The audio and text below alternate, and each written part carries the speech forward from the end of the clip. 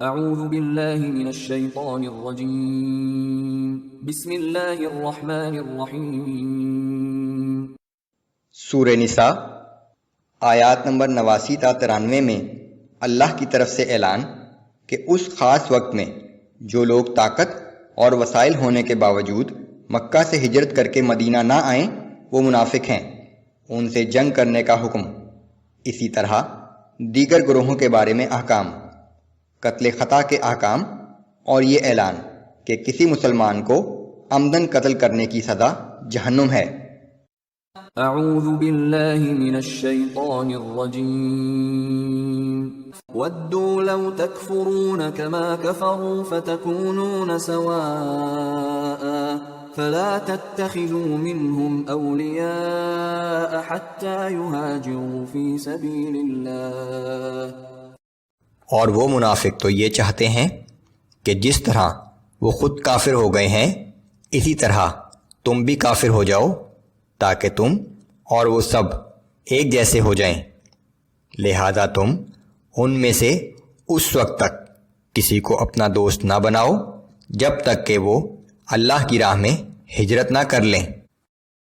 فَإِن تَوَلَّوْا فَخُذُوهُمْ وَاقْتُلُوهُمْ حَيْثُ وَجَدتُّمُوهُمْ وَلَا تَتَّخِذُوا مِنْهُمْ وَلِيًّا وَلَا نَصِيرًا۔ پھر اگر وہ ہجرت سے انکار کریں تو تم جہاں بھی انہیں پاؤ پکڑو اور قتل کر ڈالو، اور ان میں سے کسی کو اپنا دوست اور مددگار نہ بناؤ۔ رسول اللہ صلی اللہ علیہ وآلہ وسلم کی مکہ سے مدینہ کی طرف ہجرت کے بعد مدینہ میں ایک اسلامی ریاست تشکیل پا گئی تھی۔ اس موقع پر تمام مسلمان خواہ مکے میں تھے یا کہیں اور، ان پر لازم قرار دیا گیا کہ وہ ہجرت کر کے مدینہ میں آ جائیں۔ چونکہ یہ ہجرت فرض قرار دے دی گئی تھی، اس لیے وہ تمام منافقین جو مختلف ہیلے بہانوں سے مدینہ نہیں آنا چاہتے تھے انہیں واجب القتل قرار دے دیا گیا۔ مسلمانوں میں سے ایک گروہ ان لوگوں کے ساتھ قرابت داری کا رشتہ یا قبیلے کا تعلق رکھتے تھے، سو اس گروہ کا خیال تھا کہ ان لوگوں سے نرمی کا رویہ اختیار کیا جائے اور انہیں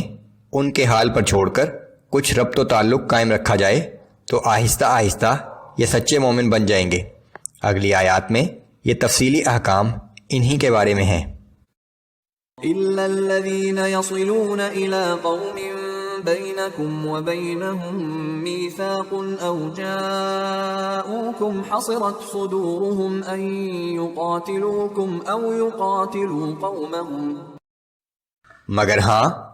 وہ منافق لوگ اس حکم سے مستثنیٰ ہیں جو کسی ایسی قوم سے جا ملیں جس قوم سے تمہارا باہمی معاہدہ امن ہو، یا وہ لوگ لڑائی سے دل برداشتہ ہو کر تمہارے پاس اس حال میں آ جائیں کہ نہ وہ تم سے لڑنا چاہتے ہیں نہ اپنی قوم سے۔ وَلَوْ شَاءَ اللَّهُ لَسَلَّطَهُمْ عَلَيْكُمْ فَلَقَاتَلُوكُمْ فَإِنِ اعْتَزَلُوكُمْ فَلَمْ يُقَاتِلُوكُمْ وَأَلْقَوْا إِلَيْكُمُ السَّلَمَ فَمَا جَعَلَ اللَّهُ لَكُمْ عَلَيْهِمْ سَبِيلًا۔ اور اگر اللہ چاہتا تو یقیناً انہیں تم پر مسلط کر دیتا اور وہ تم سے ضرور لڑتے، پس اگر وہ تم سے کنارہ کش ہو جائیں اور لڑنے سے باز رہیں اور تمہاری طرف صلح و آشتی کا ہاتھ بڑھائیں تو اللہ تمہیں بھی ان کے خلاف کسی اقدام کی اجازت نہیں دیتا۔ سَتَجِدُونَ آخَرِينَ يُرِيدُونَ أَن يَأْمَنُوكُمْ وَيَأْمَنُوا قَوْمَهُمْ۔ ان کے علاوہ تم کچھ ایسے لوگ بھی پاؤ گے جو چاہتے ہیں کہ تم سے بھی بے خوف ہو کر امن میں رہیں اور اپنی قوم سے بھی امن میں رہیں۔ كُلَّمَا رُدُّوا إِلَى الْفِتْنَةِ أُرْكِسُوا فِيهَا فَإِن لَّمْ يَعْتَزِلُوكُمْ وَيُلْقُوا إِلَيْكُمُ السَّلَمَ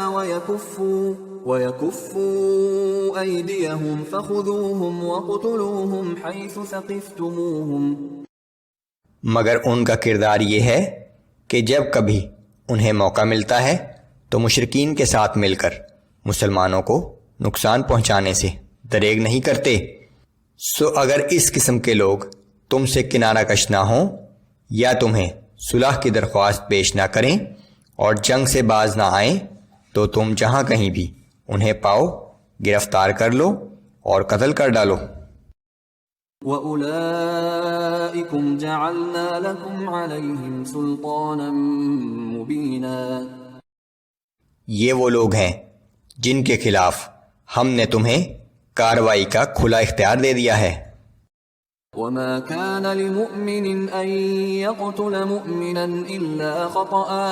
وَمَن قَتَلَ مُؤْمِنًا خَطَأً فَتَحْرِيرُ رَقَبَةٍ مُؤْمِنَةٍ وَدِيَةٌ مُسَلَّمَةٌ إِلَىٰ أَهْلِهِ إِلَّا أَن يَصَّدَّقُوا، اور کسی مومن کے لیے یہ جائز نہیں کہ وہ کسی مومن کو ناحق قتل کر دے، ہاں مگر غلطی سے، اور جو شخص کسی مومن کو غلطی سے قتل کر دے تو اس کا کفارہ یہ ہے کہ قاتل ایک مسلمان غلام یا لونڈی کو آزاد کرے اور مقتول کے وارثوں کو خون بہا ادا کرے، سوائے یہ کہ مقتول کے وارث خون بہا معاف کر دیں۔ فَإِن كَانَ مِن قَوْمٍ عَدُوٍّ لَكُمْ وَهُوَ مُؤْمِنٌ فَتَحْرِيرُ رَقَبَةٍ مُؤْمِنَةٍ، لیکن اگر اس شخص کا تعلق ایسی قوم سے ہے جو تمہاری دشمن ہو جبکہ وہ مقتول خود مومن ہو تو اس کا کفارہ صرف ایک غلام یا لونڈی کا آزاد کرنا ہے۔ وَإِن كَانَ مِن قَوْمٍ بَيْنَكُمْ وَبَيْنَهُم مِّيثَاقٌ فَدِيَةٌ مُسَلَّمَةٌ إِلَىٰ أَهْلِهِ وَتَحْرِيرُ رَقَبَةٍ مُؤْمِنَةٍ، اور اگر وہ مقتول کسی ایسی غیر مسلم قوم کا فرد تھا جس سے تمہارا صلح کا معاہدہ ہے تو اس کا کفارہ مقتول کے وارثوں کو خون بہا ادا کرنا اور ایک مسلمان غلام یا لونڈی کا آزاد کرنا ہے۔ فَمَن لَّمْ يَجِدْ فَصِيَامُ شَهْرَيْنِ مُتَتَابِعَيْنِ تَوْبَةً مِّنَ اللَّهِ وَكَانَ اللَّهُ عَلِيمًا حَكِيمًا، پھر جس شخص میں غلام یا لونڈی آزاد کرنے کی استطاعت نہ ہو تو وہ 2 مہینے کے لگاتار روزے رکھے، یہ اس گناہ پر اللہ سے توبہ کرنے کا طریقہ ہے، وہ اللہ جو سب کچھ جاننے والا اور بڑی حکمت والا ہے۔ یہ قتل خطا کے احکام ہیں، جبکہ قتل عمد کے احکام سورہ بقرہ آیت نمبر 178 میں بیان ہو چکے ہیں۔ وَمَن يَقْتُلْ مُؤْمِنًا مُتَعَمِّدًا فَجَزَاؤُهُ جَهَنَّمُ خَالِدًا